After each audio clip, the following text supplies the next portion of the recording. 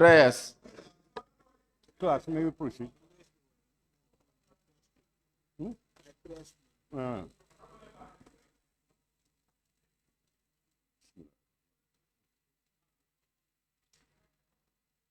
Almighty God, who in thy wisdom and goodness has appointed the offices of rulers and parliament for the welfare of society and just government of men, we beseech thee to behold with thy abundant favor us, thy servants, whom thou hast been pleased to call to the performance of important trust in this land. Let thy blessing descend upon us here in this house assembled. Grant us that we may treat and consider all matters that shall come under our deliberation in so just and faithful a manner to promote thy honor and glory, to advance the peace, prosperity, and welfare of this country and of those whose interests thou hast committed to our church. Amen.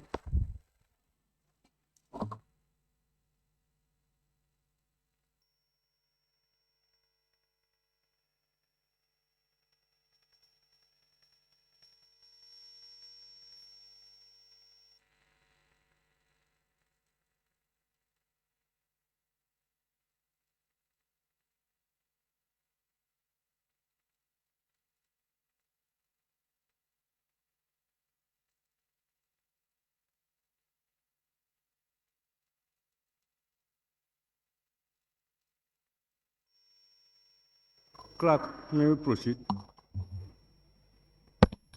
Communication from the chair.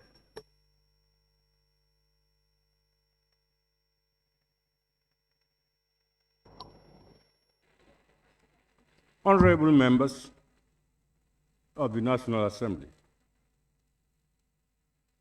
Your Excellency, the Vice President of the Gambia, my Lord the Chief Justice, Honorable Cabinet Ministers, members of the Diplomatic and Consular Corps, permanent secretaries and heads of institutions, staff of the Ministry of Finance and Economic Affairs, senior government officials here in present, service chiefs, religious leaders, members of the press, all other invited guests, and the general public.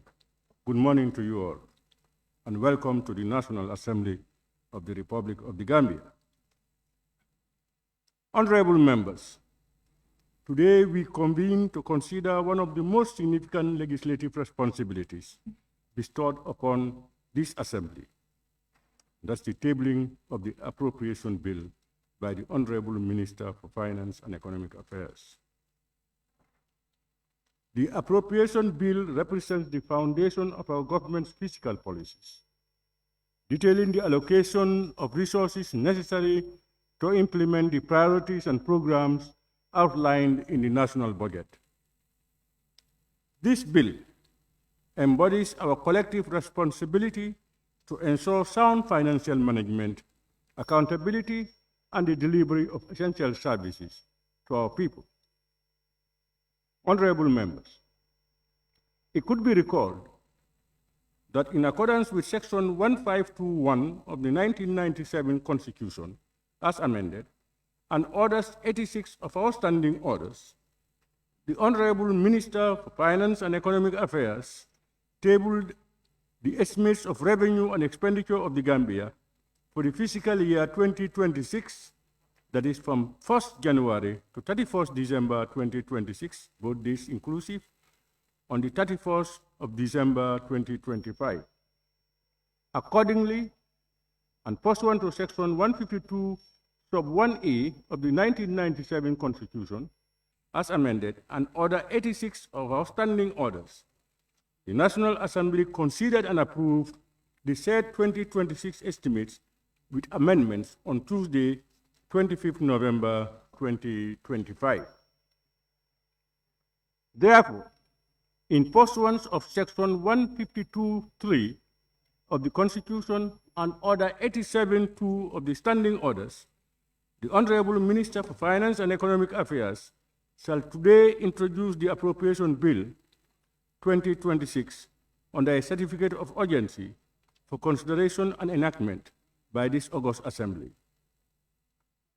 Accordingly, at the appropriate time, I will cause a vote to be taken without debate on the certificate of urgency for the Appropriation Bill to be introduced as certified by His Excellency the President in accordance with both Section 101 of the Constitution and Order 77-2 of the Standing Orders.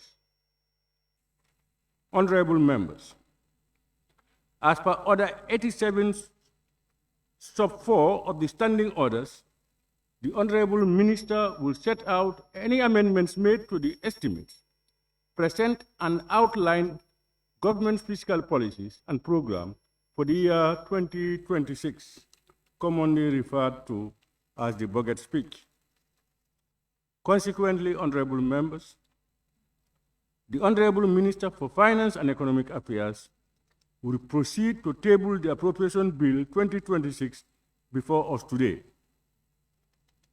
I thank you for your attention, and clerk, may we proceed.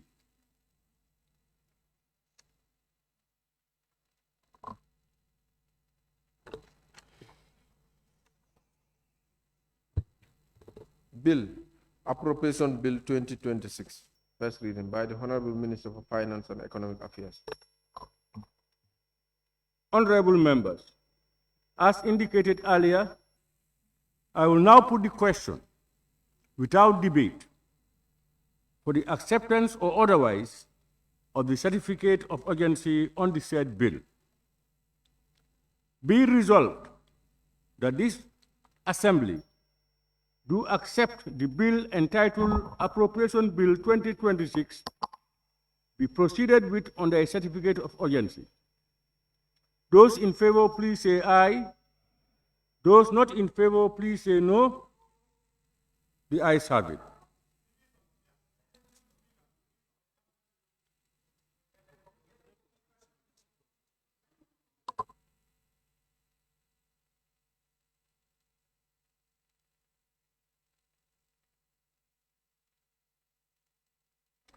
I had only a lone voice. Pardon? I said the no voice wants division. Members, those not in favor of the motion, raise your hand.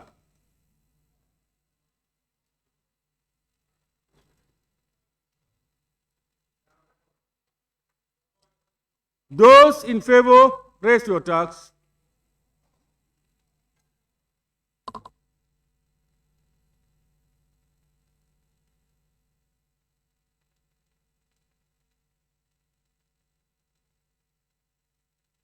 Abstentions, please raise your tax.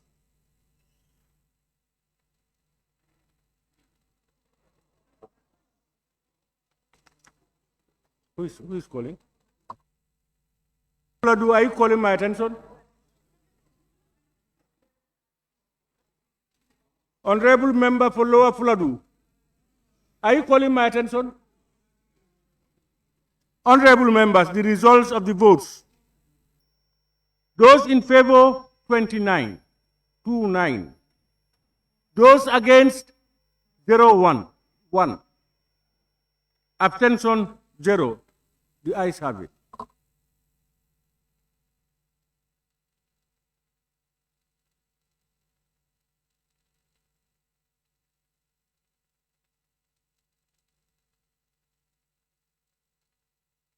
Honorable members, I now invite the Honorable Minister for Finance and Economic Affairs to take the podium and table his bill. Honorable Minister.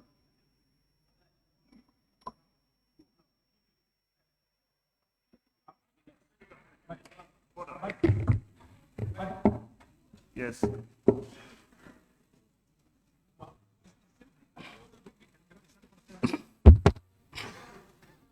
Minister. Lower Fuladu, yes? What are you up to? Oh.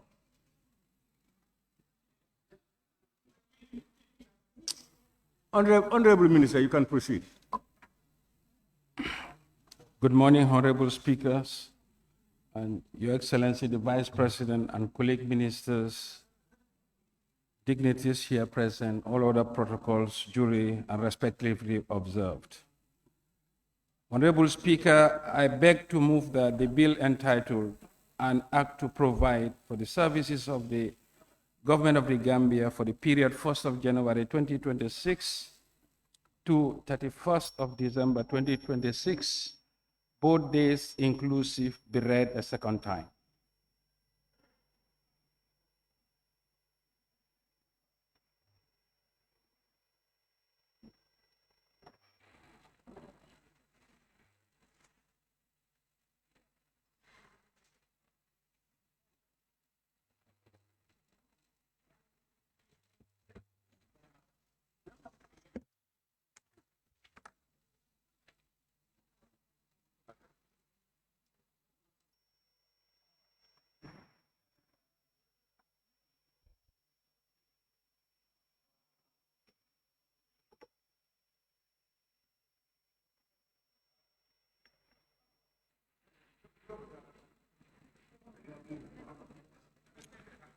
Yeah. Yes.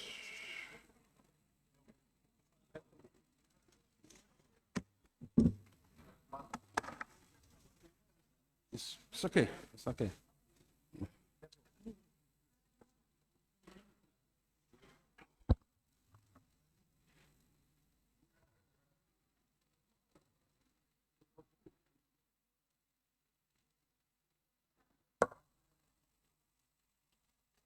Yes. Honorable Speaker, the government of the Gambia, under the leadership of His Excellency, the President Adama Barrow, remain committed to advancing public financial management reforms aimed at improving service delivery to the Gambian people. This is evident in the 2024 annual progress review of the Recovery Focused National Development Plan, commonly dubbed as YIRIWA. The review highlighted significant progress in macroeconomic management, infrastructure development, increased access to electricity, and establishment of schools outside a 2-kilometer radius of existing ones. The global economy is characterized by increased fragmentation and protectionism. Consequently, growth is forecasted to slow from 3.3% in 2024 to 3.2% in 2025, and further to 3.1% in 2026. On the domestic front, economic performance has gained momentum. Real GDP is estimated at 5.9% in 2025 compared to 5.6% in 2024.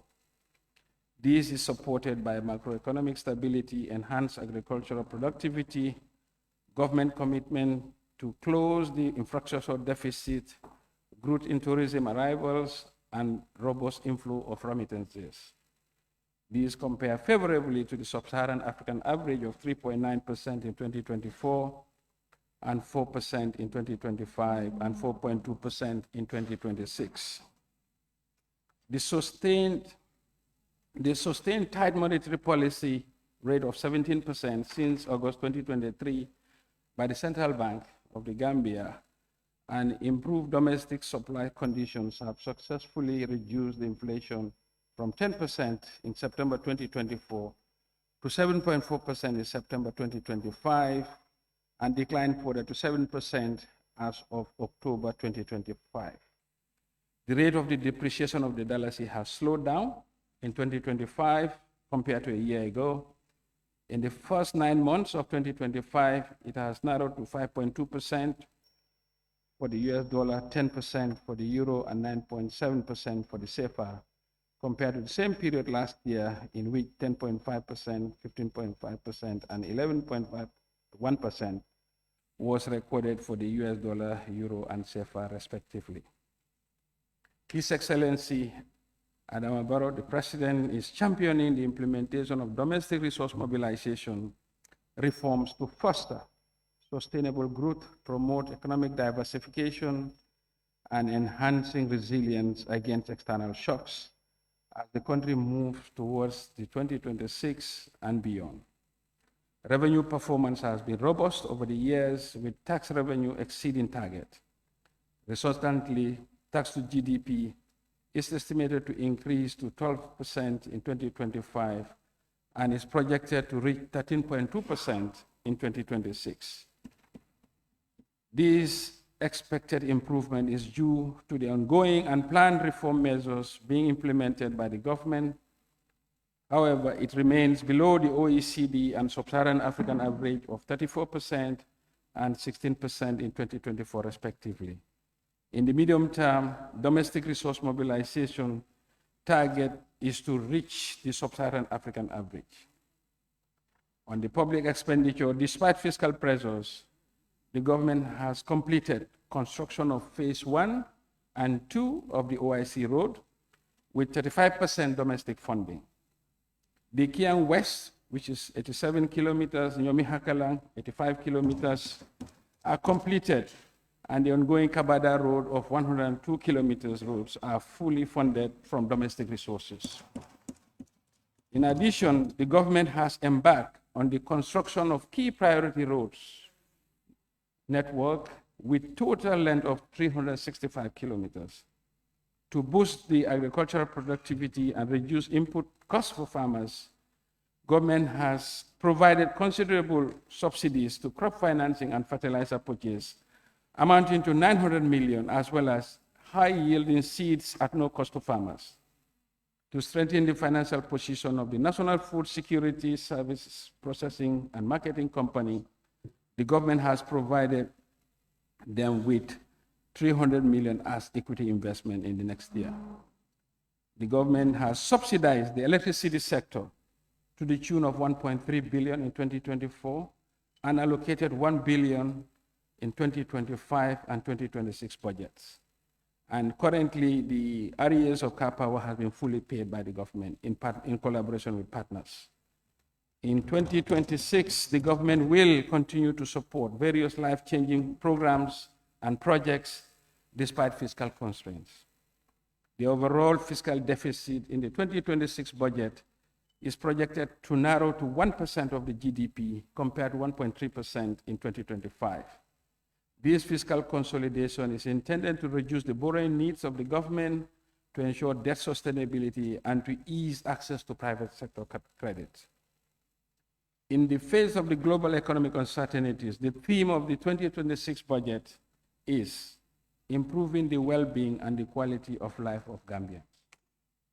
These guides our 3 core objectives: to sustain macroeconomic stability through prudent policies and to deepen structural reforms for a resilient economy, and to strengthen the public financial management for the efficient use of our national resources.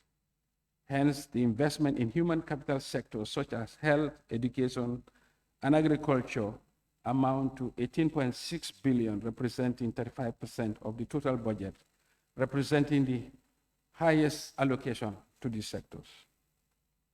Macroeconomic overview.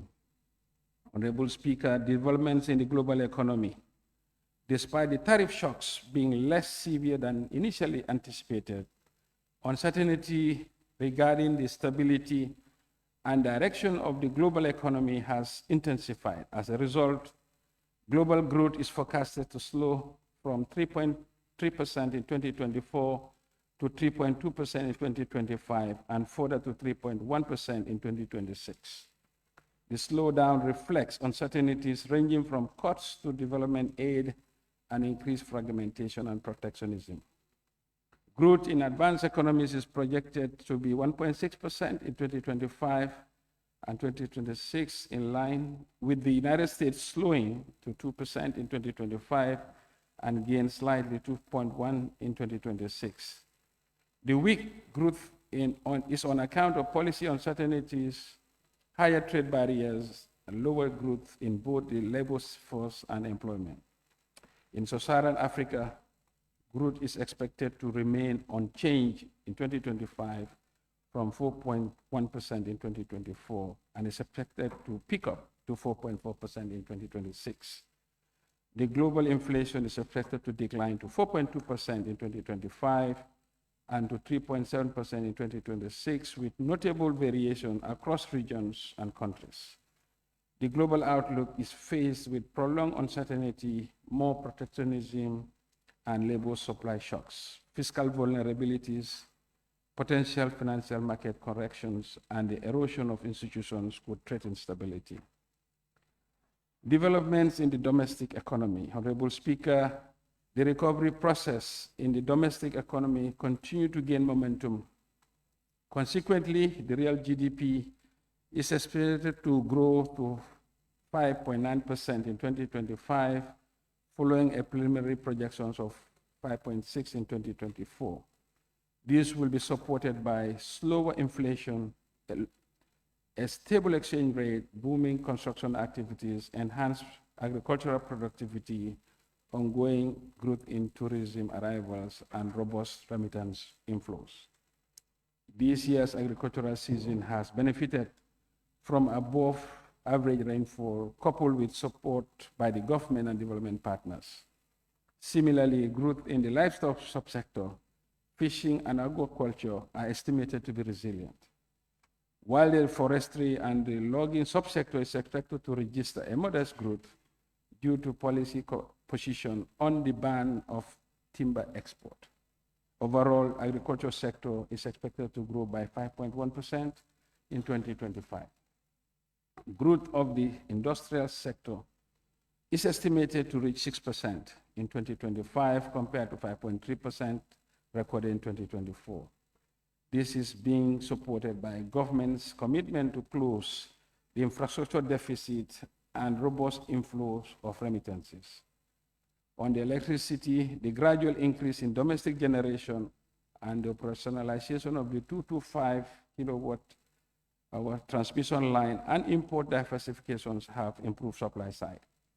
The mining and manufacturing subsectors are estimated to sustain the growth on account of increased construction activities and local demand.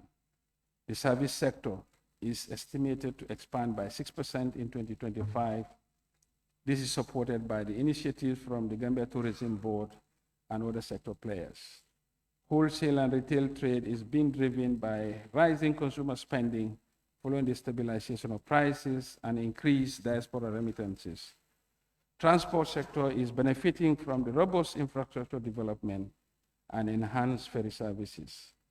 Information and communication is benefiting from stiff competition among the mobile network operators and the increasing data usage, while financial and insurance is riding on improved bank capitalization and robust growth in the fintech sector. On the price stability, the declining global commodity prices, coupled with the sustained tight monetary policy stand by the central bank, has triggered moderation in inflation pressures. Inflation has been consistently declining in the first 6 months. However, an uptick was witnessed in July and August. As of end September 2025, a decline was observed and is expected to remain on a downward trend by the year end. Exchange rate stability has been restored, supported by forex policy introduced in 2023, increased tourist receipts, and steady inflows of private remittances. The continued implementation of the domestic resource mobilization reforms is bearing fruits. Domestic revenue collection for the first 9 months of 2025 amounted to 28.8 billion against a target of 22 billion. Relative to the same period in 2024, domestic revenue recorded a growth of 22%. Tax collection exceeded target by 15% as of end of September 2025, while non-tax underperformed. Grant disbursement are on track. Overall, the revenue and grants outturn is anticipated to be on target. And we are pleased to inform that the GRA has outperformed their current year performance, and they have met their annual target as of end of November. On the spending side, the implementation of the 2025 budget faced pressures related to the 2024 outstanding commitments of about $690 million, which were carried over to 2025. on budgeted transfers linked to earmark revenues of about 1.6 billion and contingent liabilities from the state-owned enterprises. Total expenditure for the first 9 months of 2025 stood at 36.3 billion, representing an execution rate of 103% against target. However, due to reprioritization, overall expenditure is expected to be within budget by the year end. Because of the higher expenditure pressures and underperforming non-tax revenues, the overall deficit, including grants, amounted to 7 billion during the first 9 months of 2025. The budget deficit is projected to narrow towards the target due to expected disbursement in budget support at the end of the year. On the public debt, the debt stock remains high but sustainable, with a total debt of 110 billion in 2023, which increased to 29 billion in 2024. This is attributable to exchange rate depreciation and additional stock accumulation of the debt. Measures to achieve debt sustainability will include the following: borrowing at highly concessional terms, reduction of the fiscal deficit, and an annual borrowing plan. Key sectors: finance and economic affairs. Honorable Speaker, the government of the Gambia, in collaboration with the IMF, completed the 4th review of the Gambia's extended credit facility and the 1st review of the resilient and sustainability facility. The performance under the ongoing ECF and RSF has been strong, reflecting the government's adherence to improving macro-fiscal management and implementation of reforms. On June 18, 2025, the World Bank published the outcome of the Country Policy and Institutional Assessment, otherwise called CPIA, for 2024. The CPIA assesses each either eligible country policies and institutional framework for fostering poverty reduction and sustainable growth, and provides an indication of the ability to use development assistance effectively. The overall score of the 2024 CPIA for the Gambia is 3.2%. These represent an improvement from the CPI rating of 3.1% in 2023. The score not only surpasses the sub-Saharan African average of 3.1, but the highest in the country's history since the start of the exercise. This performance indicates the current administration's effort in institutional reform, economic management, social protection, human capital development, and investment in infrastructure. These investments have leapfrogged the country's development agenda. In addition, the higher score implies access to more resources from World Bank and African Development Banks, respectively. The government of the Gambia has shown notable improvements in the fight against corruption and improved transparency.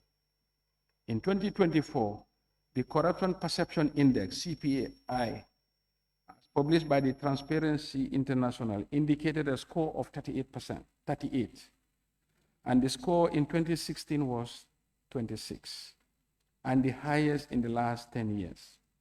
This compares favorably to the sub-Saharan African average of 33. This has led the Gambia's ranking to improve to 96 out of 180 countries in 2024, from a ranking of 145 in 2016. These improvements were as a result of digitalization of public services, procurement reforms, implementation of governance, diagnostic roadmap, and the ongoing anti-corruption reforms. The ministry is expanding the program-based budgeting pilot from 5 ministries to 15 ministries, departments, and agencies. This strategic shift is designed to tighten the alignment of the MDA programs with the recovery-focused National Development Plan. This will ensure that the MDAs are focused on outputs rather than inputs, enhance effectiveness of public spending, and ensure that they directly serve our national priorities. Government has developed a medium-term roadmap to mainstream gender-responsive budgeting. This initiative will integrate gender analysis into policy and budgetary decisions to address inequalities and advance gender equality.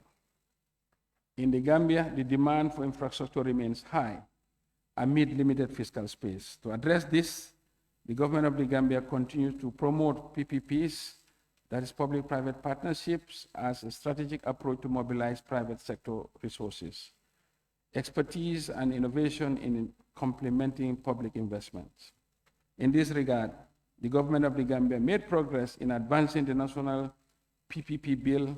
Once it comes into force, the PPP Act, together with the draft PPP operational guidelines, will provide a comprehensive legal and institutional framework to boost investor confidence, ensure transparency, and enhance private sector participation in national development. Productive sectors, agriculture. The Ministry of Agriculture, Livestock and Food Security, with support from partners, continue to drive its transformation agenda, guided by the Recovery-Focused National Development Plan, 2023 to 2027. The sector saw a 6% increase in the cultivated land, totaling 179,663 hectares, with cereal cultivation rising by 8% and rice by 4%. Challenges remain, particularly in seed quality, as 85% of the seeds used are sourced from farmer stores, often of lower quality. However, initiatives are underway to improve seed quality, fertilizer accessibility, which are essential to enhancing productivity and resilience in the sector. With regards to the livestock sector, the population of goats have increased from 435,709,000 in 2024 to 451,394 in 2025. Sheep has increased from 181 to 182,000 respectively. The decrease in the population for cattle is attributable to limited coverage of the vaccination against the contagious bovine pleuropneumonia and the pressure on grazing land resulting to cattle moving to southern Senegal. Looking ahead to 2026, the ministry aims to further enhance agricultural productivity through the continued transformation agenda. Plans include increasing access to quality seeds and fertilizers, expanding infrastructure for post-harvest management, and bolstering support for gender-inclusive initiatives in agriculture. Additionally, ongoing collaboration with development partners will be crucial for achieving these goals and ensuring that agriculture remains a pillar of the Gambian economy, which employs a significant proportion of the population. Fisheries and water resources. The fisheries sector remains a strategic pillar of the Gambian government's development agenda, with enormous potential to contribute significantly to the national socio-economic transformation.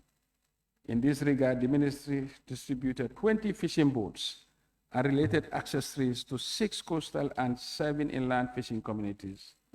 These interventions aimed at promoting youth participation, increasing fish availability, and reducing rural unemployment and curbing irregular migration. The focus on the aquaculture has been intensified to serve as a climate-smart alternative to reduce pressures on capture fisheries. Resultantly, the ministry acquired a fish feed extruder for the Department of Fisheries, rehabilitated 58 fish ponds, a hatchery, and constructed a 4-chamber aquaculture pond, stocked with 4,000 fingerlings and equipped with a fish feed mill machine. For water resources, 68 solar-powered pipe supply systems were constructed and installed to serve 250,000 rural residents. In 2026, the sector is prioritizing upgrading of the Banjul Fisheries Jetty to improve fish landings and targeting public-private partnership to expand agriculture and inland fisheries. Increase investment in research, surveillance, and enforcement mechanisms and accelerate the implementation for licensing will also be done. The ministry is also prioritizing the scaling up of investment in rural water and sanitation infrastructure and accelerating the implementation of reforms to manage the nation's water resources in line with the integrated water resources management principles. Communication and digital economy. the ministry continues to play a pivotal role towards inclusive socio-economic transformation. In this regard, the ministry has finalized a number of policy documents to strengthen policy, legal, and regulatory frameworks. These include Digital Government Policy and Roadmap 2025 to 2035, the National Data Policy, the Digital Startup Policy, the Draft Postal and Courier Service Policy as well. To prepare for the era of artificial intelligence, the Ministry of MOGDI has initiated the formulation of the National AI and Emerging Technologies Policy and Strategy. This will promote ethical, effective use of AI across all sectors. In 2026, the ministry will prioritize the integration and interoperability challenges in the payment space. Strengthen national connectivity by rolling out of a second subsea fiber optic cable. The ministry will spearhead the development of an enterprise architecture framework to ensure interoperability of government systems and rolling out MyGov. On cybersecurity and cybercrime prevention, the Government Security Operations Center, which is currently under establishment, is expected to provide robust support for cybercrime management. Tourism and culture.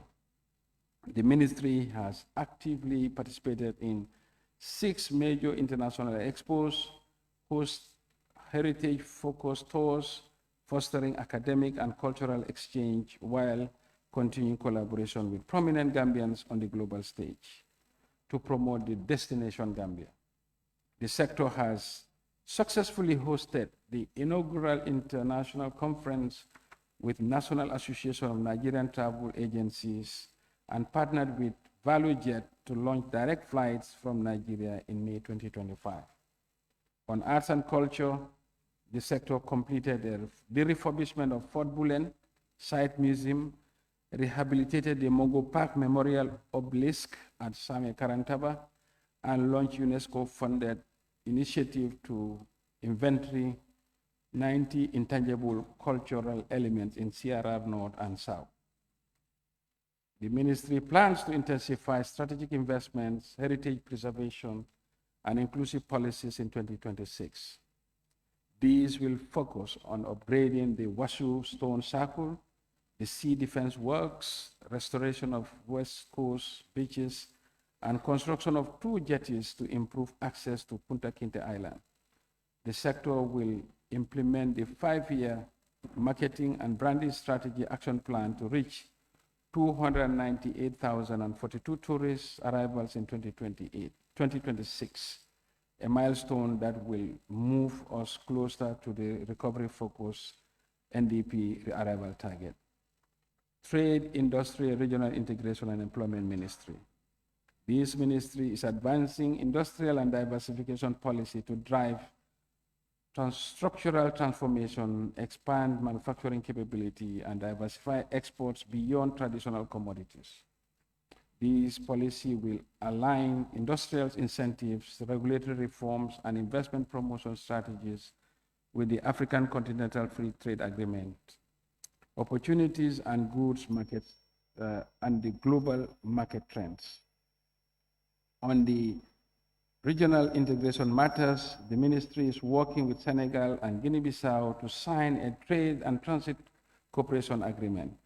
This cooperation agreement aims at facilitating trade among 3 countries for the benefits of the citizens. The 2026 budget will prioritize investments that transform strategic corridors into manufacturing and trade gateways, modernize agricultural values chains for food security and export. These include scaling up the medium, small, and medium-sized enterprise through financing, skills, and market linkages, upgrade rural markets to inclusive, climate-resilient commercial hubs, and implement policy reforms that diversify our economy and attract sustainable investment. Transport, works, and infrastructure. Honorable Speaker, the project for the rehabilitation of roads, drainage, and sewage in Banjul is now in its final stages of completion. With regard to the ongoing projects, the 50-kilometer urban roads are progressing well and most of them near completion. Similarly, significant progress has been registered in the Bani Salikenye Jabakunda Road, Brufut Madiana Banyaka, and Kunku Jambariama roads, standing at 85% and 87% respectively. In total, 365 key priority roads in 8 lots nationwide were constructed with an overall completion rate of 70%. On the maritime subsector, the pavement of the acquired properties in Havdai have improved the waiting times for the clearing of goods and cargo from the port of Banjul from 343 hours to now 82 hours. The legal framework for the aviation sector reforms has been revised and validated. The bill establishing the various options are expected to be enacted by the National Assembly shortly. In the upcoming year, the ministry plans to scale up the implementation of phase 3 of the OIC road. These will address most of the safety deficiencies and the issues relating to the congestion of roundabouts and some of the heavily traveled intersections. The Sanyang Deep Sea Port project is expected to commence early next year. This project has the potential to attract bigger and deeper draft vessels with huge opportunities to impact on the freight charges. On the airport modernization, the ministry plans to construct an ultra-modern passenger terminal building with other related airport infrastructure. This is expected to be implemented through a public-private partnership. Honorable Speaker, the single-lane South Bank Road from Yundum at the airport to Bullock will be converted into a dual carriageway. The IDB has already provided grant funding for the feasibility study, which is at advanced stage. Work is expected to commence upon completion of the study in 2026. This will reduce the congestion on this busy segment of the road and also generate increased commercial activity along the corridor. Petroleum and Energy and Mines Ministry.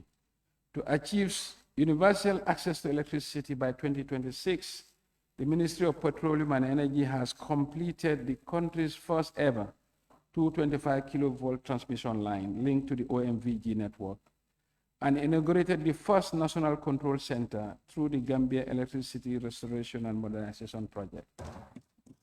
The 23 megawatt Jambur solar plant has been commissioned, and preparations are advanced stage to commission the 150 megawatt regional solar park at Soma.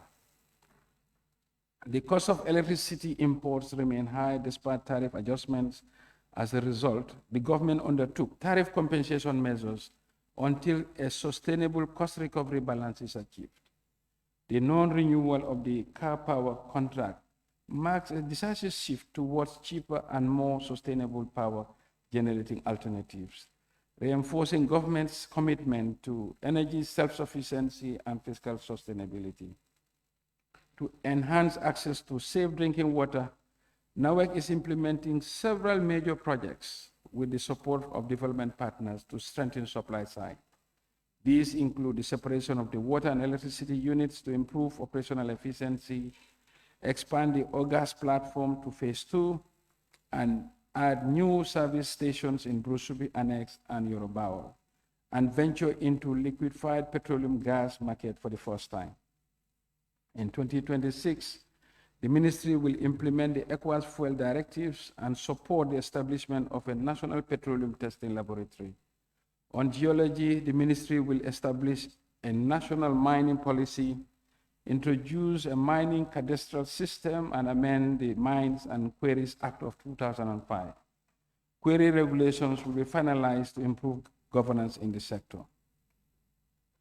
Social sectors. Ministry of Basic and Secondary Education. The Ministry of Basic and Secondary Education has made significant progress in advancing equitable quality education and human capital development. In 2025, gross enrollment rates increased at all levels, with notable rises in early childhood, lower basic and senior secondary schools. The total number of schools grew from 3,839 to 4,039 between 2024 and 2025.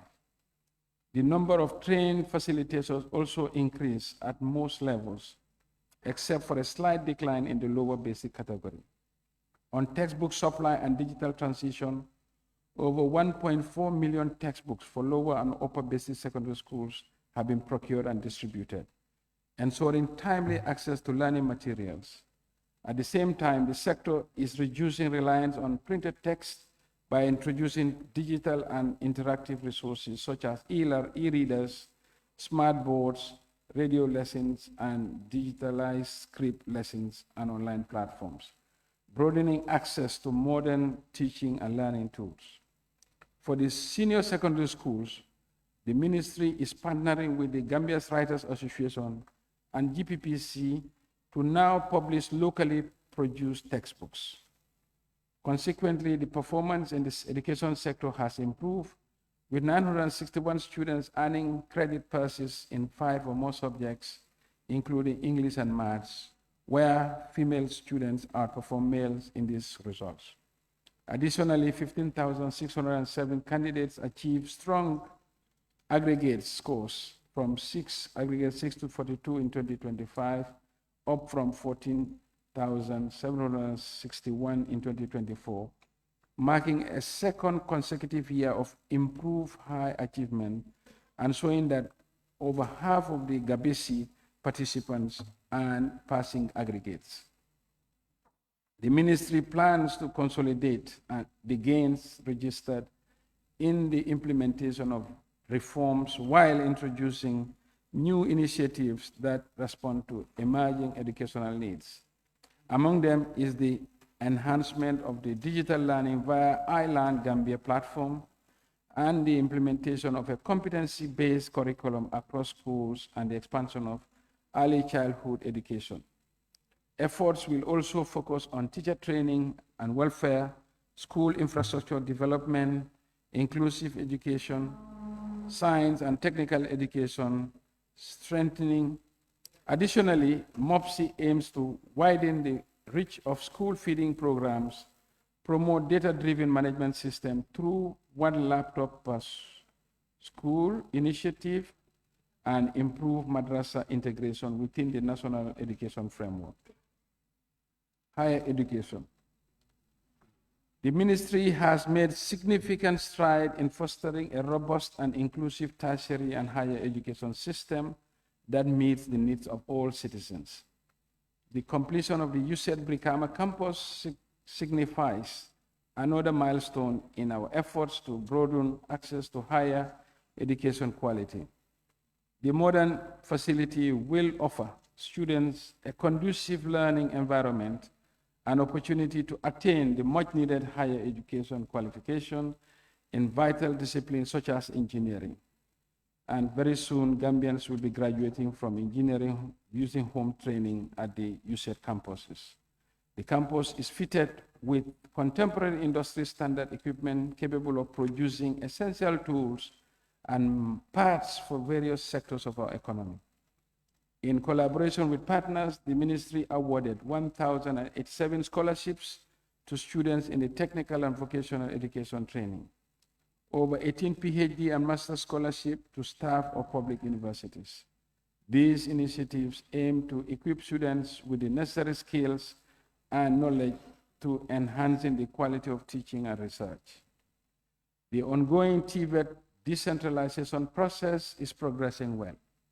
The Multi-Skills Center in CRR North and Agribusiness Skills Center in CRR South are expected to be operational by early next year. All the centers will have dormitories and workshops equipped with modern tools for hands-on practical experience. In addition, funding has been secured to establish 2 centers of excellence in fisheries and aquaculture that will be situated in Chujereng, and agribusiness, which will be situated in Demban, to support the development of employability skills and entrepreneurship for youths and women. The ministry plans to start the development of the School of Medicine and Allied Health Sciences at the UTG Faraba Bantan campus. The project is geared towards addressing the critical shortage of healthcare professionals in our country. Health. Ministry of Health continues to advance its mission of improving health and well-being of Gambians through various initiatives focused on governance, technology, service delivery, infrastructure, and human resource development. Key achievements include the installation of satellite internet in health facilities to improve birth registration, the digitalization of health information system, and the procurement and distribution of 61 motorcycles, 157 bicycles, and 40 new equipped ambulances with 6 supervisory pickups to bolster routine immunization. Community surveillance and patient referrals. With regard to the health infrastructure, improvements include refurbishment of key health facilities and the construction of new health centers, along the establishment of a national drug and food testing lab. Additionally, 42 state-enrolled community health nurse midwives graduated, and the National Health Insurance Scheme was rolled out. Looking ahead to 2026, the ministry intends to continue efforts to promote universal health coverage and improve service delivery. Key initiatives will focus on expanding the National Health Insurance Schemes to more facilities, ensuring timely emergency medical responses with the procurement of additional ambulances, and further investment in the health infrastructure through the refurbishment of existing facilities and construction of new health posts. The ministry will also scale up training of personnel in order to streamline the service and improve the quality of health care service delivery. And for the information of the August Assembly, the RVTH Teaching Hospital is all now piped with oxygen supplies. Digital Ministry for Gender, Social Welfare. The Ministry of Gender, Children, and Social Welfare remains committed to advancing the gender equality, safeguarding the rights of the welfare of children, and empowering vulnerable populations. Consequently, the government will economically empower 1,000 women through comprehensive entrepreneurship training, benefiting 75,900 women, including women with disabilities, with a total disbursement of $82 million. These interventions have translated into increased incomes, expanded business ownership, job creation, and strengthened community-level financial independence for thousands of women. The government has allocated $3.3 million to support victims and survivors of sexual and gender-based violence. These include financial assistance to rescue, rehabilitation, and reintegration as enshrined in the Sexual Offences Act of 2013. To date, a total of 72 survivors have been supported. The plans for 2026 are to expand shelter facilities to other regions, construct a new rehabilitation center in Bansang, build stronger social service workforce, and operationalize a disability fund to support organization of persons with disabilities, enhance welfare support to vulnerable Gambians, and accelerate the establishment of a dedicated special court for gender-based violence, which is 80% complete. This is a critical step towards ensuring timely, sensitive, and survivor-centered justice for gender-based violence. Social protection. The Social Protection Agency has successfully achieved nationwide coverage of the Gambia Social Registry data collection. These will contribute in establishing a robust repository that will allow us to effectively target and provide support to those who need it most. The Gambia is the only country in sub-Saharan Africa with 100% social registry coverage.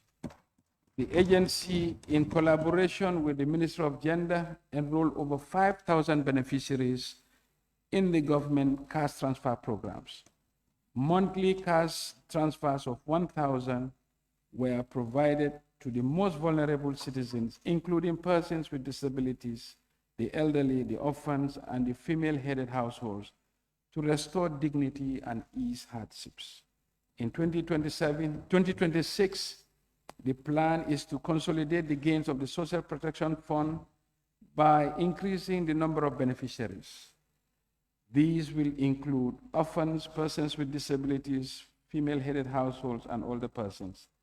The fund also seeks to support disaster risk reduction and response, livelihood and skills development for youths to enhance social protection coordination structures. We are expected to double the number of social protection intervention next year. Youth and sports. The Ministry of Youth and Sports continue to play a critical role in the advancing of the national development by empowering young people and strengthening sports, entrepreneurship, peace building, and employability initiatives. In collaboration with partners, the ministry directly benefited 2,427 youth and women, including vulnerable groups and returning migrants. A total of 50 youths were trained on agricultural transformation and entrepreneurship. The National Youth Service Scheme recruited 200 corps members, deploying 100 out-of-school youth in entrepreneurship and apprenticeship programs, and supporting university student graduates through a new one-year paid internship program.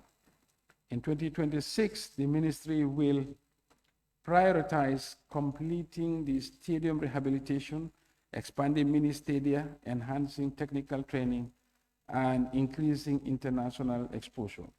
Plans are underway to recruit 60 new trainees, expand food processing and value addition programs, and introducing biogas production as a sustainable energy initiative. In addition, scaling aquaculture programs and commercial egg production with 3,000 layers chicks and purchasing modern vehicles and farming equipment. These interventions are expected to strengthen the agribusiness and promote youth self-reliance. Cross-cutting sectors. Ministry of Interior will continue to reform the Gambia Police Force. In this regard, a comprehensive reform agenda was launched in January 2025, and new policies are implemented, such as the Police Bill 2024, the Gambia Police Force Strategic Plan 2024 to 2028, and new police doctrines on ethics, gender mainstreaming, and public assembly policing. The Gambia Immigration Department constructed new border posts, deployed mobile teams for passport issuance domestically and abroad, and intercepted 1,343 migrants attempting irregular migration. Regarding the Prisons Department, 293 inmates graduated with vital vocational skills and advanced staff training.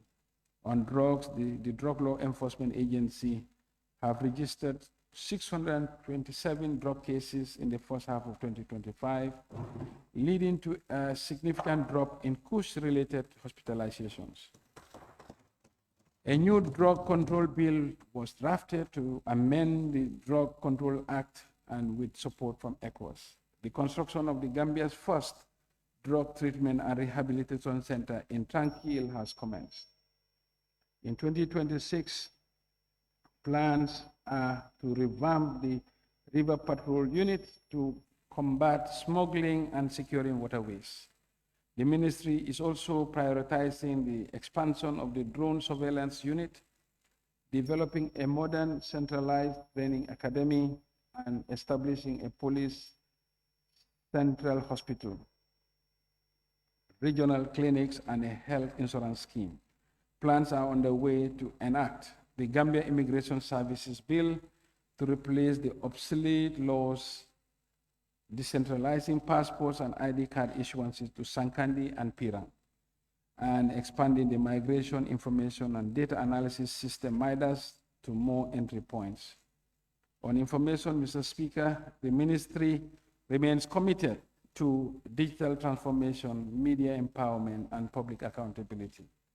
It is against this backdrop the ministry conducts ministerial town hall meetings otherwise known as Masakunda, press conferences and documentaries, weekly government updates, and engage in a nationwide campaign on misinformation and disinformation, reaching both rural and urban population.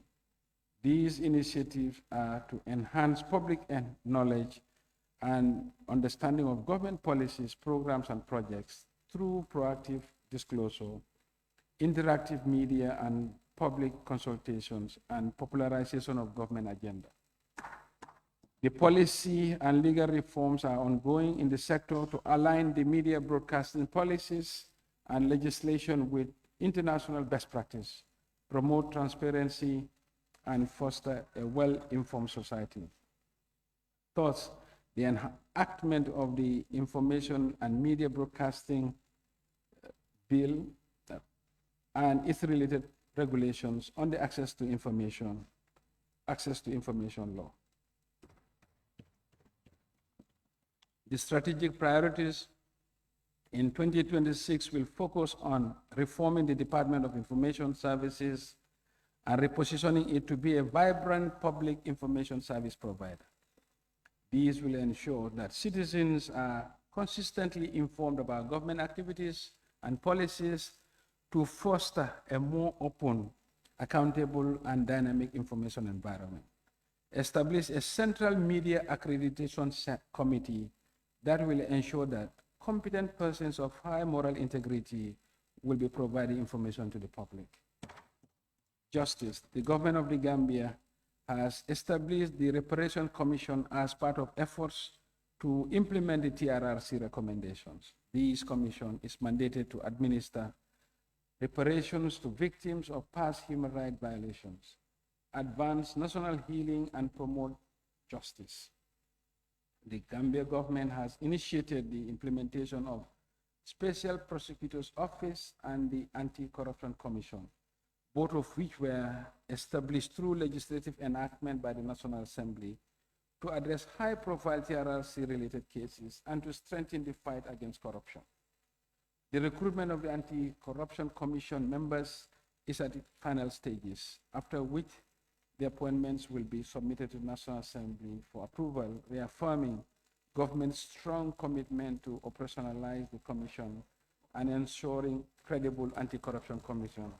And for the information of the August Assembly, the National Assembly has confirmed the appointment of the 3 commissioners brought to this House. To strengthen service delivery and accountability in upcoming year, the ministry is prioritizing the introduction of a comprehensive case management system. This digital platform will address inefficiencies such as duplicated efforts and lost case files, while laying the foundation for an integrated justice system. The Ministry for Public Service Administrative Reform, Policy Coordination and Delivery, I otherwise call this ministry the Ministry of the Government. As part of the civil service reform, the ministry and partners have carried out a functional review of the MDAs to streamline and rationalize the overlapping role conflicts with a view of making government more efficient and effective. Similarly, a capacity gap assessment was conducted with relevant cadres. This is geared towards formulating competency development programs relevant to these cadres.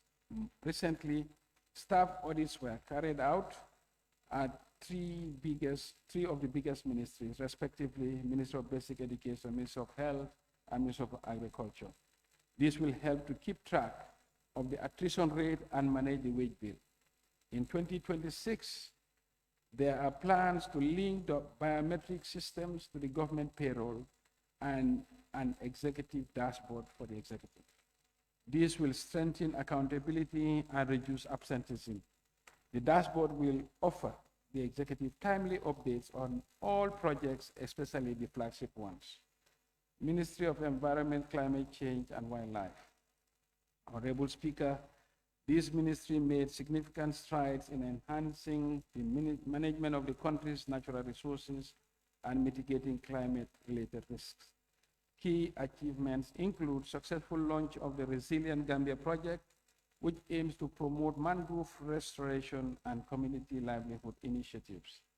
The ministry also advanced the formulation of the Climate Change Act and updated the National Climate Change Policy. The review of the Gambia Biodiversity Strategy and Action Plan for 2025 to 2035 was initiated with a view to aligning it with the Montreal Global Biodiversity Framework. On forestry matters, the Department of Forestry increased the total protected areas dedicated to flora and fauna from 86,981 to 113,086 hectares. The focus on the community-based forestry enterprises led to the establishment of 20 new businesses utilizing non-timber forest products, fostering both ecological sustainability and economic opportunity among local communities. Looking ahead to 2026, the ministry plans to continue the momentum by implementing an updated climate change policies and further enhancing biodiversity conservation measures. Efforts will target encroachment and illegal dumping while supporting the training of local communities. With a commitment to sustainable practices, the ministry aims to strengthen environmental governance, promote biodiversity, and foster resilient livelihoods. Lands and regional government. The Ministry of Lands, Regional Government, and Religious Affairs continue to advance local land governance, institutional reforms, and digital transformation. The National Land Policy, which is a significant milestone in the country's land governance reform, is set for cabinet submission, has been duly approved. It was subsequently approved, and this policy established a comprehensive framework to guide equitable access, effective use, and sustainable management of land resources. To address the rising demand for housing, the ministry, in collaboration with stakeholders, are working on a national housing scheme that prioritizes 10,000 affordable housing for low-income civil servants. This is expected to kickstart before the end of the year. In addition, steps have been taken towards regulating a rapidly evolving real estate industry. This initiative aims to protect consumers, ensure orderly development, and enhance investor confidence in the real estate market. In 2026, the ministry plans to finalize the development of a land use plan, a land information system and digital land system, and the digitalization of land records. The land use plan seeks to promote sustainable land use by balancing urban development, agriculture, conservation, and infrastructure growth while safeguarding natural resources and building resilient communities. The ministry will also prioritize the development of a Hajj policy and regulation to ensure transparency and coordination. This will improve the welfare of Gambian pilgrims during the Hajj period. Ministry of Foreign Affairs, Mr. Speaker, will continue to undertake initiatives through diplomacy to advance the interests of the country and her citizens. The Gambia remains active internationally, especially as the chair of the OIC, to expand engagements, cooperations, and peaceful conflict resolutions. Migration is still a key priority of the government. Resultantly, the ministry hosted the first global forum on missing migrants under the Rabat process. The event brought together 120 delegates from Africa, Europe, and international organizations to address the critical issue of missing and deceased migrants. The ministry plans to expedite the implementation of the reforms in 2026. Central to the reforms is the development of a foreign service bill. These will be geared towards institutional strengthening with emphasis on capacity building and improving service conditions for foreign service officers. Data and statistics.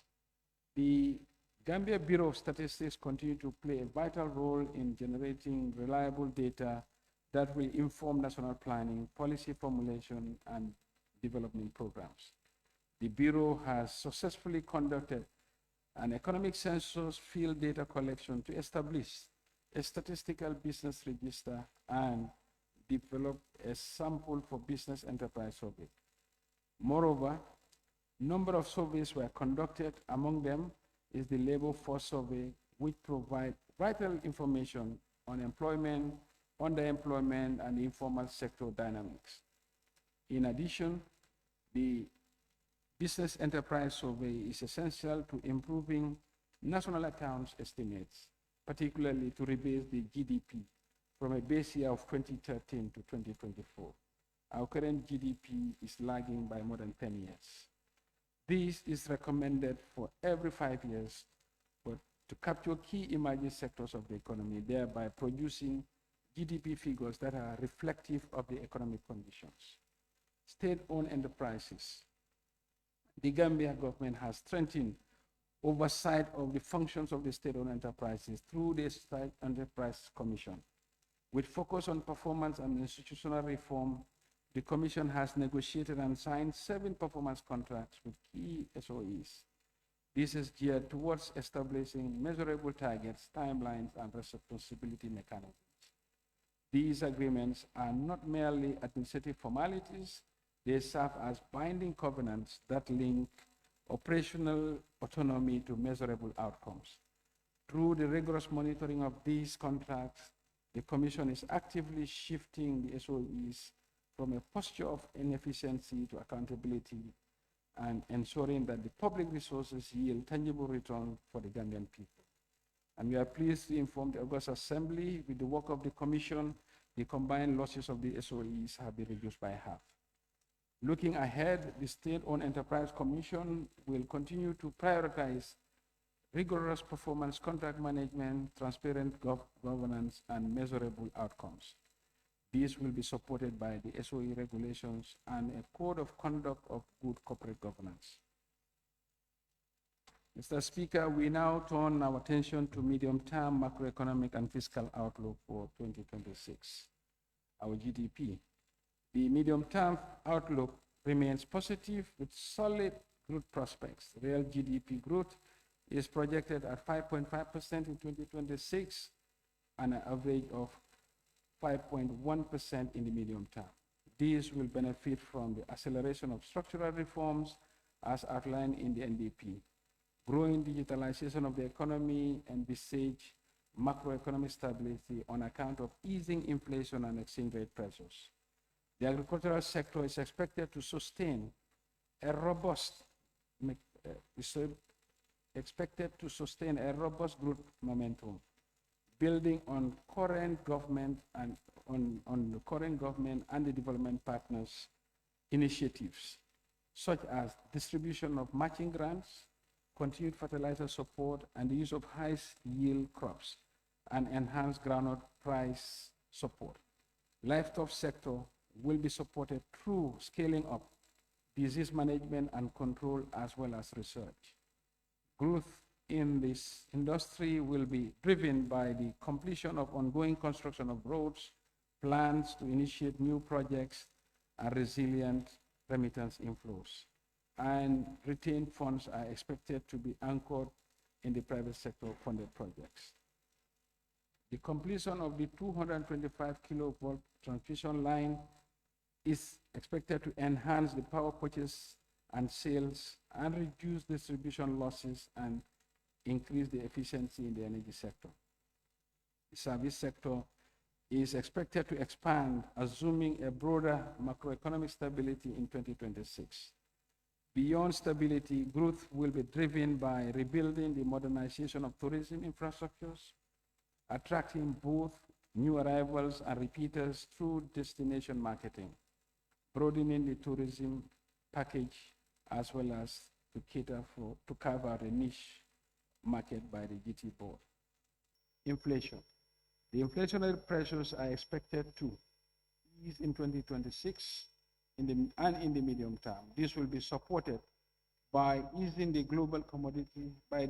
of global commodity prices, the restrictive monetary policy stance, and growth in domestic production and continued fiscal consolidation efforts by the government. The exchange rate stability is expected to be sustained in the medium term, supported by the enhanced foreign exchange policy, tourism remittances, tourism revenues, remittances, and disbursements from development partners. Fiscal outlook, revenue and grants. In the medium term, strong revenue performance will be supported by ongoing policy reforms, growing digitalization of the economy, and broader economic stability. Revenue and grants are expected to total 50.3 billion in 2026, with 32.2 billion coming from domestic sources and 18.1 from external sources. Tax revenue is anticipated to increase by 13% relative to the previous budget, amounting to 27 billion in 2026. This will be driven by digitalization of tax and custom administration following the launch of the Integrated Tax Administration System, otherwise known as IDAS, and rolling out of the ASCUDA, streamlining incentives and the implementation of reforms that will prioritize that are prioritized as in the domestic resource mobilization strategy, which targets a tax to GDP ratio of 15% by 2030. The growth in the tax revenue will be driven by various tax heads. Personal income tax is expected to benefit from enhanced enforcement, rolling out of rental income solution and tax audits, while corporate income tax is expected to improve on account of enhanced compliance among donor-funded projects. The ongoing audit of major public works contractors is expected to address long-standing loopholes in the tax compliance and underreporting. With the expected rollout of the revenue assurance solution before the end of the year, the excise telecom is projected to grow by 40% in 2026, reaching 659 million. Value-added tax is expected to grow significantly, driven by the implementation of a new electronic invoicing solution, which is aimed at improving compliance and reducing fraud. Non-tax revenue is projected at 5.2 billion, which is 2.5% of the GDP in 2026. These will be supported by the planned and ongoing efforts by the government to increase revenue collection by the agencies, higher dividend from the SOEs, and the disbursement of 1.5 billion from the Africa 50 Asset Recycling Program for the Senegal. 89, the emerging geopolitical tensions and shifting priorities for development partners have risen uncertainty on grants. Despite this, project grants are expected to be 14.4 billion, while budget support is expected at 3.7 billion, of which 2.5 billion is from the World Bank, 597 million from the EU, and 528 million from the African Development Bank. Expenditure. In 2026, total expenditure is expected to reach 52.4 billion, representing a nominal growth of 12% relative to the 2025 budget. This will be driven by funding of election-related expenditures, clearance of tax areas, clearance of expenditure areas, and full provisioning of subsidies. Recurrent expenditure is projected at 31.3 billion, while capital and net lending at 19.5 billion. Personnel income emoluments is projected at 10.3 billion. This represents a 5% increase relative to previous budget. The increase will emanate from promotions and grade point changes. The salary increment for civil servants last year, which brought the total salary increase to 110% under the current administration, has continued to improve the well-being of Gambians. Other charges will be driven by the funding of election-related activities, clearance of domestic areas, and the full provision of subsidies and electricity subsidy particularly. Capital expenditure will be composed of project grants and loan finance. The GLF funded will be relatively low. However, most of the projects particularly roads, are now being financed through resources mobilized by the National Road Authority under the National Road Fund under the Ministry of Transport. To ensure fiscal sustainability in the medium term, the Trust of the Medium Term Expenditure Fiscal Framework, the MTEF, is expected to keep expenditure growth below that of the nominal GDP. However, the medium-term fiscal consolidation is supported by reforms on the program-based budgeting, which is a pilot from last year, rationalizing redundant agencies, prioritizing investment, and overhauling the SOEs and strengthening their management over the medium term. Budget deficit and financing. In 2026, the government targeted an overall deficit of 2.1 billion, which is 1% of the GDP. This is the lowest deficit. This lower deficit target than the previous envisaged year arises from the need to contain domestic borrowing, and it has been the lowest deficit in the last 10 years. This consolidation path strikes a balance between still high debt vulnerabilities and needed development spending. The growth financing need will be met through issuing long-term debt instruments, the Resilient and Sustainability Fund on Land Facility, rolling out short-term and concessional external debt. Public debt. To reduce debt vulnerabilities, the government will ensure debt to GDP is on a downward trend in the short to medium term. To realize this, government will continue bolstering domestic resource mobilization, strictly adhering to the agreed external borrowing plan, and ensuring that the SOEs and the PPPs do not give rise to undue fiscal risks and contingent liabilities. Resultantly, the public and publicly guaranteed debt is projected at 68.8% of the GDP in 2026 and is expected to gradually trend downwards to 58.4% by 2028. Risk to the budget. The 2026 budget is subject to downward risks, which have the potential to cause deviations. These risks may arise from global sources such as rising geopolitical and trade tensions, triggering global commodity price volatility, and the realization of these could affect macro variables that were used to anchor the budget. On the domestic front, key risks may stem from potential fiscal slippages in the run-up to the 2026 election, elevated SOE-related contingent liabilities, and the risks of rising domestic debt servicing costs, which could crowd out priority spending in the absence of robust grant support. Shifting priorities of the development partners could also affect previously supported programs on governance, health, and energy. More frequent natural disasters are threatening to damage the infrastructure and livelihood, requiring unbudgeted government interventions.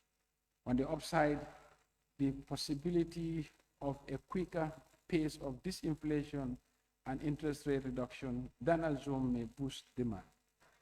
In addition, faster progress on reforms could boost revenue collection. Honorable Speaker, we now turn to the rationale for the 2026 budget. The rationale for the budget being discussed below is mainly on the government local funds only and is done by ministry. Ministry of Defense. The Ministry of Defense budget increased by 7% to 1.2 billion. A key driver of this is 820.9 million budgeted for wages and salaries, a 17% increase year on year. This is to partly cater for the terms and conditions of services of the armed forces.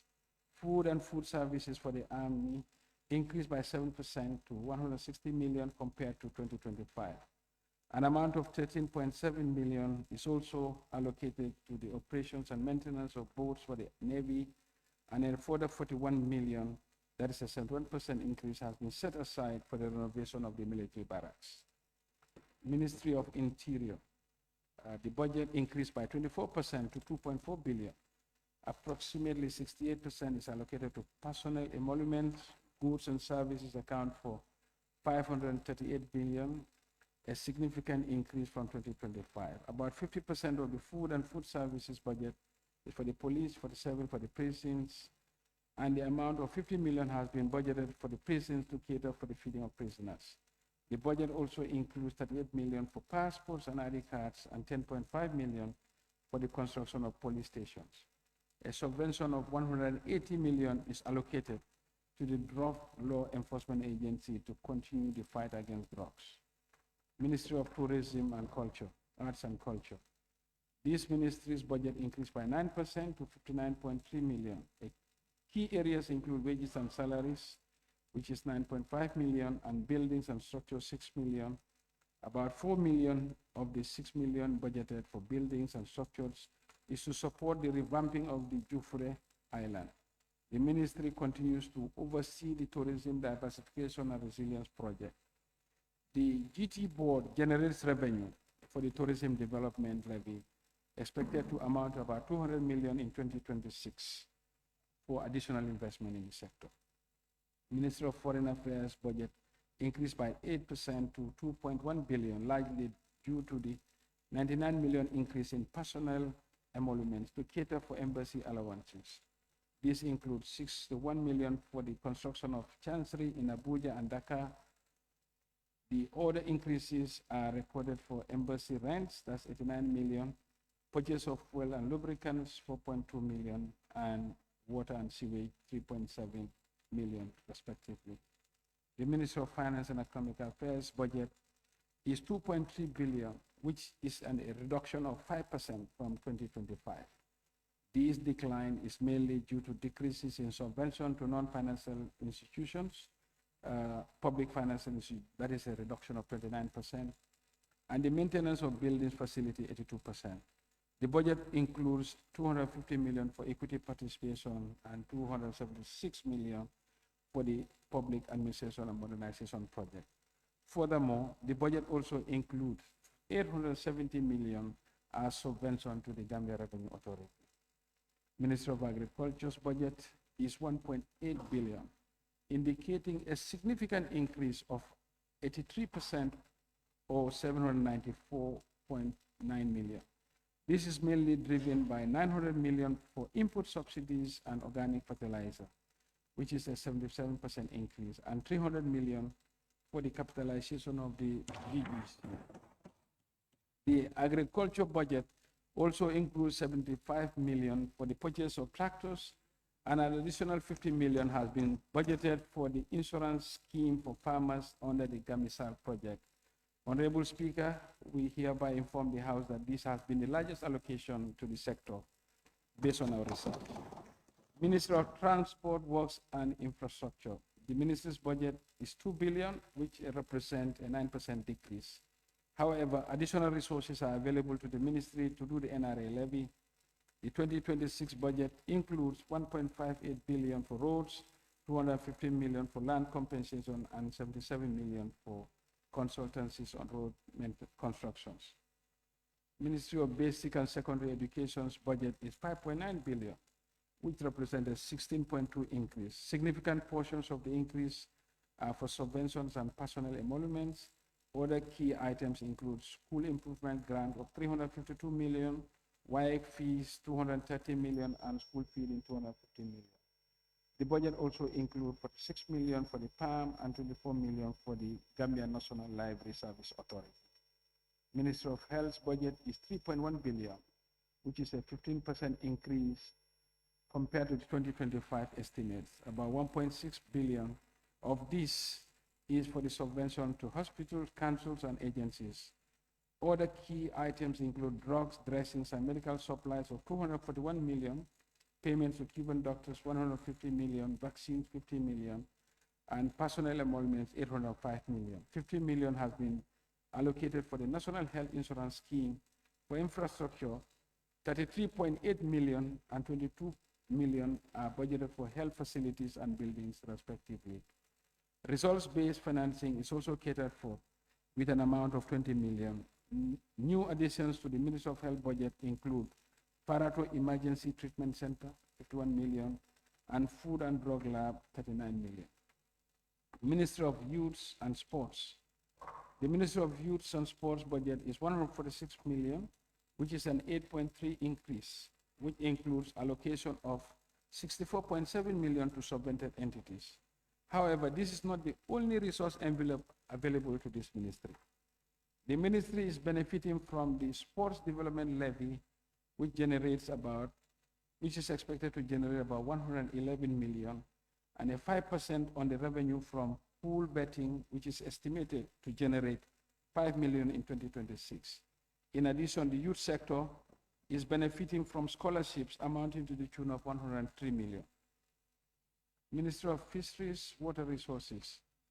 The Ministry of Fisheries, Water Resources budget is 16.6 million, a 7.2% increase.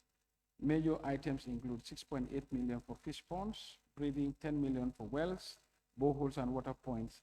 The ministry is also a beneficiary of the Fisheries Development Levy, which is expected to generate about 70 million in 2026. Ministry of Petroleum and Energy's budget is 1.5 billion for 2026, indicating a 19.7% increase compared to the 1.3 billion for 2025. Key items include plant and machinery to the tune of 357 million. And this amount is set aside for the fast tracking of the rural electrification and energy access, and a 1 billion energy subsidy for tariff compensation to NAWEC. The budget also includes 70 million for land compensation. Honorable Speaker, the sector is still being subsidized through another $1 billion allocation in 2026 budget. Ministry of Gender, Children, and Social Welfare, the budget is 115 million, representing a 17% increase from the approved estimate of 2025. It includes 7.4 million for food and food services to support the backwater shelter and 15 million for Women Enterprise Fund.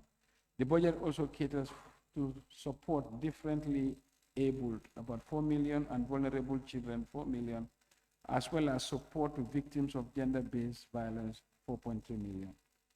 Independent institutions. The total appropriation for independent institutions, those are National Assembly, Judiciary, and Independent Electoral Commission, and National Audit Office, combined amounts to 1.9 billion, representing an increase of 52% compared to 2025. It is worth noting that the appropriation for these institutions can only be altered or changed by the National Assembly. Debt service. In 2026, the debt service, that's repayment of interest and principal falling due in the fiscal year, is estimated to consume 31% of the budget of the GLF and 22.7% of all funds. The 2025 debt service ratios were 29.1 for GLF and 20.8 for all funds. The government debt management strategy is consistent with the debt management objectives stipulated in the Public Finance Act of 2014, which requires that the government to borrow at the lowest possible cost within the prudent degree of risk. In this regard, the government will only contract concessional loans with a grant element of nothing less than 35%. The strategy also aimed at developing a domestic debt market by lengthening the maturity profile of domestic debt and increasing the share of long-dated domestic debt instruments.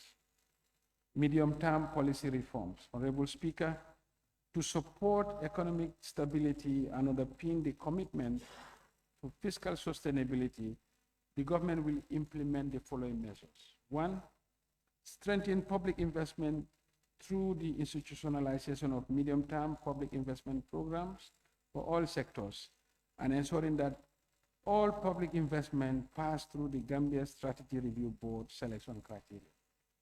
Continue the existing use of key performance indicators to monitor and analyze state-owned enterprise operations. Development of a travel policy for the entire public sector to ensure value for money. Development of a foreign service policy with the aim of rationalizing foreign embassies. Implementation of a domestic resource mobilization strategy that will identify and leverage on the potential sources of revenue and inform medium-term revenue reforms aimed at broadening the tax base. restructuring and rationalization of solvented entities. Cabinet has approved the revised GAIPA Act 2015 to make it more responsive to fiscal policy and attract high-quality investment in priority sectors. The draft bill has been submitted to the National Assembly for legislative review. Its passage is expected to enhance strategic alignment of investment incentives with the national revenue and development objectives. The Ministry of Finance and Economic Affairs is developing the first tax expenditure report to quantify the revenue foregone through various tax incentives and exemptions, and to provide a clear understanding of the magnitude and distribution of these incentives. The ministry will further rationalize the duty waiver process and strengthen its monitoring to minimize revenue losses. Introduce an electronic invoicing system for the VAT and other taxes aimed at addressing VAT fraud and under-declaration. Going forward, all subvented entities generating revenue must provide evidence of their revenue collection on a quarterly basis to the Ministry of Finance. Allocation for the first quarter will be provided. However, subsequent allocation must satisfy these requirements in order to be subvented. Cabinet has approved the transformation of the Social Development Fund into the Development Bank of the Gambia. The objective of this development bank is to provide access to finance at affordable rates for youth, women, farmers, and entrepreneurs. This will provide funding opportunities for economic development. Revenue Administration, Honorable Speaker, this year marks the beginning of the implementation of the GRA's Corporate Strategic Plan 2025 to 2029. The objective of which is to drive digital transformation across the Revenue Authority, enhance revenue mobilization, trade facilitation through the adoption of disruptive technologies, streamlined processes, and effective stakeholder engagement. The transformation program will focus on process re-engineering, automating operations, fostering a culture of innovation through change management, and ensuring necessary legislative reforms to support a modern and efficient tax administration. On the implementation of reforms, the launch of the Escuda World system has improved international trade revenue significantly. For instance, revenue collected by the Custom and Excise Department grew by 85% between 2022 and 2024. The SIGPA project, which is in 3 phases, namely the digital tax stamp for excisable goods, fuel marking solution for refined fuel, and revenue assurance for telecom services and fintech. This has supported the growth of import excise tax by 76%, revenue from imported oil by 41%, and domestic excise duty by 52% at the end of September.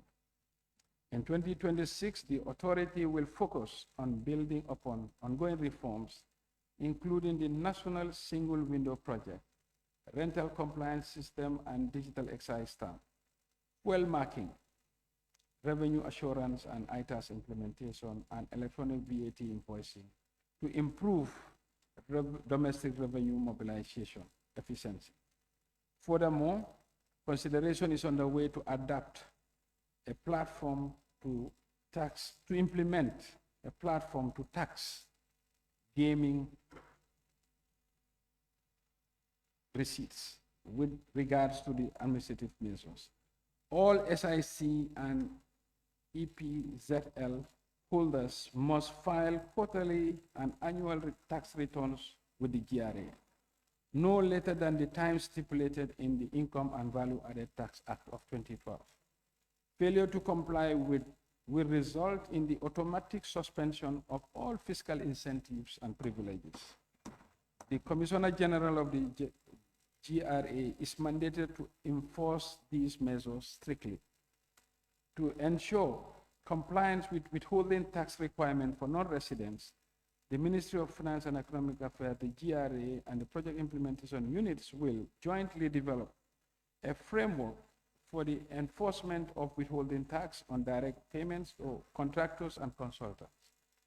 This framework will provide clear guidance and procedures for implementing and managing withholding tax obligations for non-resident contractors and consultants. Going forward, the mandatory filing of financial accounts for corporate income tax will be reinforced, and the Commissioner General of GRA is hereby tasked to fully implement the provisions of the IVAT Act 2012. In the same vein, the pay-as-you-earn must be accompanied with a payroll schedule before payment to GRA. Proposed revenue measures for 2026. Honorable Speaker, to implement the revenue administration, the following measures will be implemented. 1.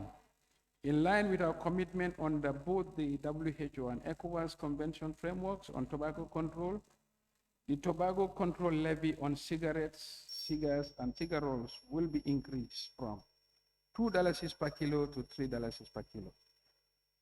Tax rate on winnings from betting, gaming, lottery, and gambling will be increased from 40% to 50% of the winnings to reinforce the fight against the menace posed by gambling and betting in society. Government will also introduce a digital platform to enhance the revenue assurance of the gaming sector.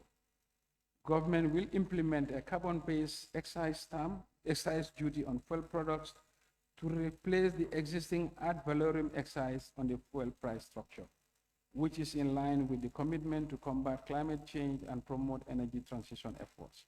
See Annex attached to these schedules. 7. An annual social protection levy will be introduced, applicable to all motor vehicles, motorbikes, and tricycles. This is aimed at providing financing sources for government social protection programs.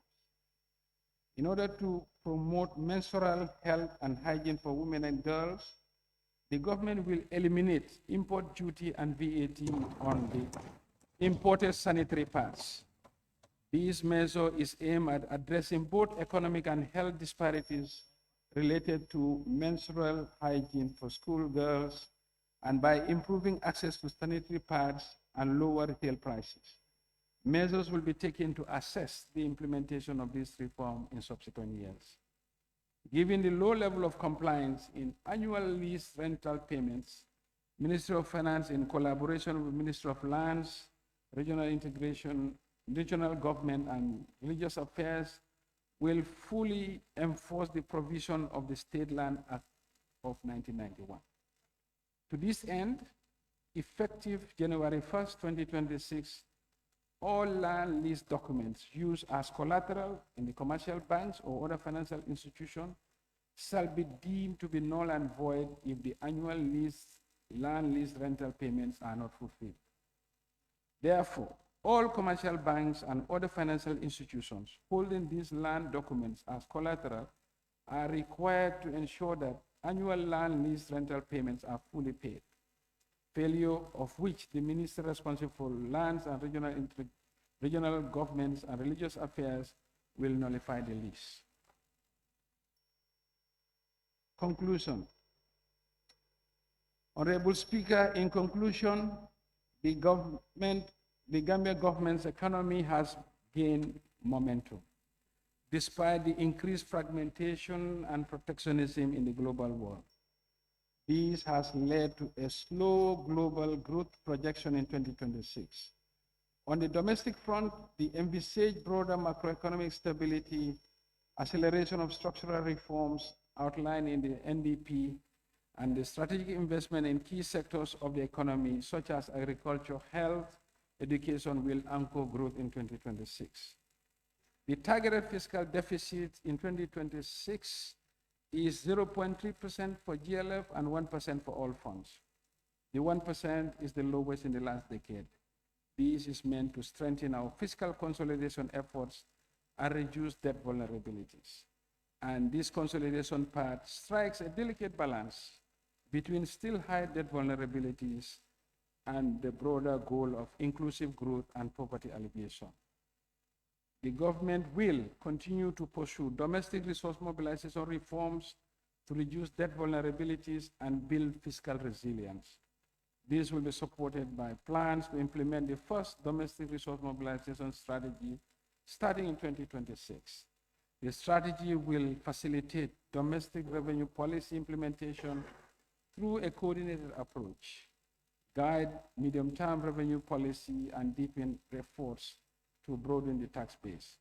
Efforts will also be made to mitigate the impact of contingent liabilities emerging from state-owned enterprises and the PPP transactions. The government remains steadfast in its commitment to fiscal discipline and strategic allocation of public resources. Resultantly, a mandatory baseline reporting costing of all MDAs will be introduced in 2026. This will enable sectors to estimate the minimum costs required to maintain existing programs and services at their current levels, excluding new initiatives or capital projects, unless previously approved. In addition, it will provide a realistic foundation for the budget and help control expenditure growth. The government is compiling a comprehensive and confirmed areas list. Strategies will be put in place to address the issue of areas. The objective is to start the liquidation process in 2026 and is expected to continue in the medium term. To ensure inclusive development, the government has over the years adopted an innovative financing measures to reduce rural and urban disparity. This is demonstrated by the ongoing and new infrastructure projects launched by His Excellency the President. These were aimed at not only transforming rural Gambia, but to catalyze economic growth and improve the livelihood of our people.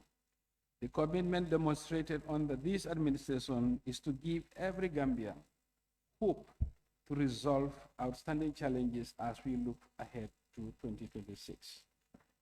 I would like to use this opportunity to thank all our development partners who have supported the Gambia over the years. In this regard, I extend our deepest gratitude to the World Bank Group, International Monetary Fund, European Union, the African Development Bank, Islamic Development Bank Group, UN agencies, the African Union, OPEC Fund for International Development, Arab Bank for Economic Development, GIZ, IFAD, ECOWAS, and the MRC Falun Foundation, the Commonwealth, the Red Cross, civil society organization, the Kingdoms of Saudi Arabia and Saudi Fund for Development, Kingdom of Morocco, Turkey, State of Kuwait and the Kuwaiti Fund, Russia, the People's Republic of China, Japan, South Korea, Cuba, Republic of France, United Kingdom, the United States of America, Abu Dhabi Fund for Arab Economic Development, African Development Fund, ECOWAS Bank for Investment and Development, European Investment Bank, Export-Import Bank of India, International Development Association, Agence Française de Développement, Commission of European Union, the KfW, African Risk Capacity Group, Global Environmental Facility, Green Climate Fund, Global Fund, and Global Alliance for Vaccines and Immunization. I would also like to thank His Excellency the President, Adama Barrow, for his visionary leadership and transformative initiatives to build a Gambia that works for all. I want to express my gratitude to my cabinet colleagues and the hard-working staff at the Ministry of Finance and Economic Affairs. I'm equally thankful to this August Assembly and the staff of the National Assembly under the leadership of the Speaker and the Clerk for working tirelessly to approve the 2026 budget estimate. With the continued determination, I am hopeful that we will continue to move this country on a path of poverty reduction and sustained economic growth and prosperity, which will be inclusive and impactful on the life of every Gambian. On that note, Honorable Speaker, I beg to move. Thank you.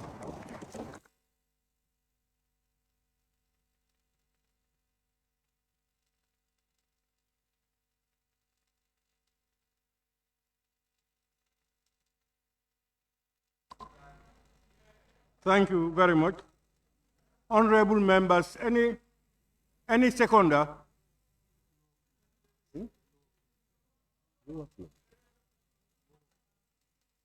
Honorable member for Lower Flood West. Thank you very much, Speaker. I rise to second the motion, but I also want to seize this opportunity to raise my concern. It's very sad. This is a very important event, that is the budget speech. We are not seeing our colleagues, that is the UDP National Assembly members. They are boycotting this event because somebody, a legal Illuminati, have made statements that are very touching and scary for this nation. And we members of parliament are to come and serve the interests of the people, but unfortunately, this does not happen. And this is a clear testimony, and the world should watch.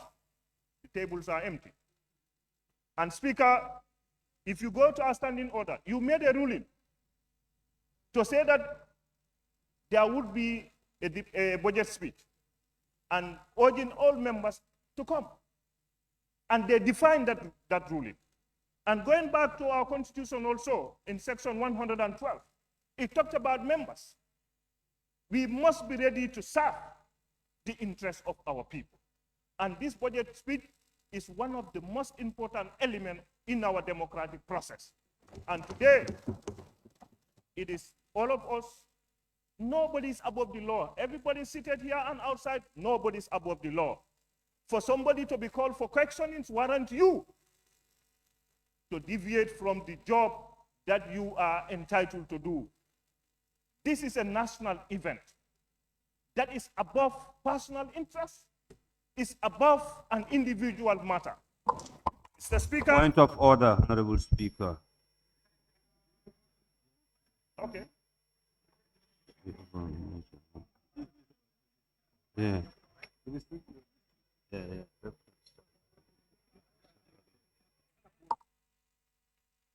Honorable Speaker, I'm rising on order 29.1. 29.1, every member shall restrict his or her observation to the subject under discussion. And the subject under discussion is the appropriation bill. Yeah, thank you very much, Honorable Member for Serekunda. Honorable Member for Serekunda, the budget is being tabled before Parliament. It affects and concerns Parliament. And if there are parliamentarians who, for whatever reasons, are not in, members have a right to talk about it as part of the budget. All what I want to say to the honorable members is that, honorable members, parliamentarians are accountable to their people. They are not accountable to any other institution. Parliamentarians have a right to come into parliament and go away. Parliamentarians also can stay away from parliament and do their own business. There are a number of times, if you are absent, that parliament can discipline. What parliament's responsibility is to inform those who they are representing that this representative is either not coming to parliament regularly or whatever. We can do that. But otherwise, hardly can we do anything except if you are in breach of the standing orders.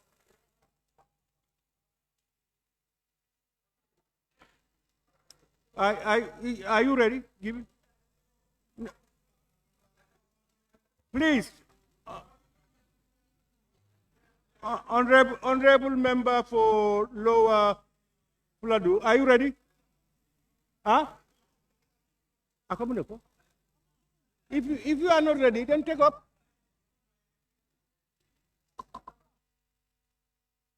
Speaker, I'm done. Thank you. Okay, thank you. Thank you very much, honorable member for Lower Fuladu. Honorable members, pursuant to order 87.4 of the standing orders of the National Assembly, I will adjourn the debate on the Appropriation Bill 2026 until Monday, 8 December 2025, to enable members to study the bill. Honorable members, can we get your, please? Honorable, please. The back line over there. Honorable members, I urge you to approach this critical matter with diligence, commitment, and a spirit of cooperation. The debate and scrutiny of the bill must reflect our shared commitment to upholding the interests of the nation, ensuring transparency, and addressing the needs of every citizen. As the Honorable Minister for Finance and Economic Affairs presents this bill, I call upon all members to remain guided by the principles of integrity, inclusivity, and equity as we deliberate on the appropriations for the next fiscal year. The decisions we make will have a profound impact on our country's economic growth, social development, and the well-being of our citizens. Honorable members, before adjourning this assembly, I wish to register our sincere thanks and gratitude